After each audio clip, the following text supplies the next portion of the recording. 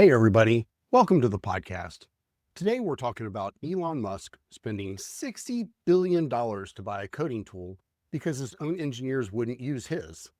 We've also got OpenAI launching a cybersecurity platform and Walmart running two completely different AI experiments at checkout at the same time. Hi, I'm Marcus Netto, and I spend most of my time helping small business owners figure out where AI is going to provide the biggest return for their business. If that sounds useful, hit subscribe. Today's stories say a lot about where things are headed. Not just what's new, but who's winning and who's playing catch up. And the first story is one I've been watching for a while. SpaceX, which now includes Elon Musk's AI company xAI, has an option to buy a company called Cursor for $60 billion. That deal was announced in late April, and it's still getting attention this week.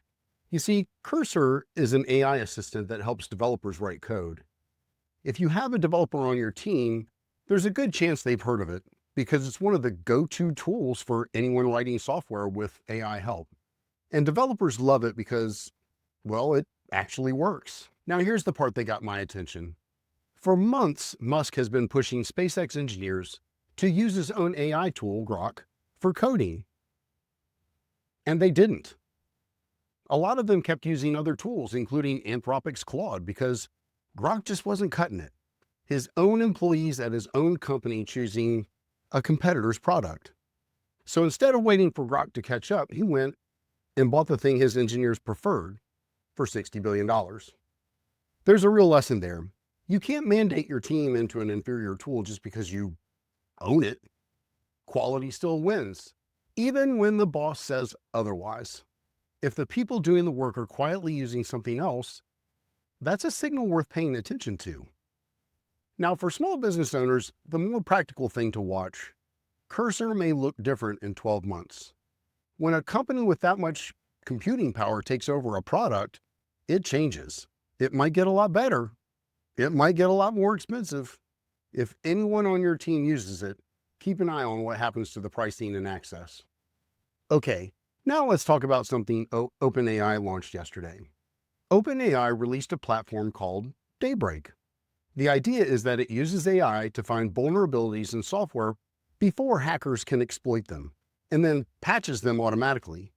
Big companies like Cisco, Cloudflare, and CrowdStrike are already plugged in. Now, I'll be straight with you on this. This is mostly an enterprise story right now. You have to contact their sales team to get access. And if you're running a 10-person service business, Daybreak isn't your next move. But here's why I think it belongs in today's episode. OpenAI started as a company that made a chatbot. In the last few months, they've launched a consulting arm, a coding agent that works inside your browser, and now a cybersecurity platform. That's not a chatbot company anymore. That's something much bigger. A company building tools that touch basically every part of how a business operates. If you're trying to understand where AI is headed, not just what it can do today, watch what OpenAI is becoming because the direction is pretty clear. Okay, the last story today is one I think a lot of you are going to find familiar. Walmart is actually pulling self-checkout machines out of some stores. Yes, they're pulling them out of some stores because of too much theft. The economics stopped working. And honestly, as someone who has watched self-checkout lines make people visibly angry for 20 years, I'm not surprised. I hate them. But here's where it gets interesting. Sam's Club, which is Walmart's subsidiary, is doing the exact opposite.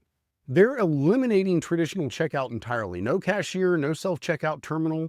Shoppers can scan items as they go using their phone. Cameras in the store track what's being picked up, and you pay on your way out. No line. On top of that, Walmart now lets customers build a cart, get product recommendations, and check out entirely inside of Google's AI assistant. You don't even have to open the Walmart app. So you've got one company running two completely different AI strategies at the same time in two different store formats. And neither of them looks like what checkout looked like 5 years ago.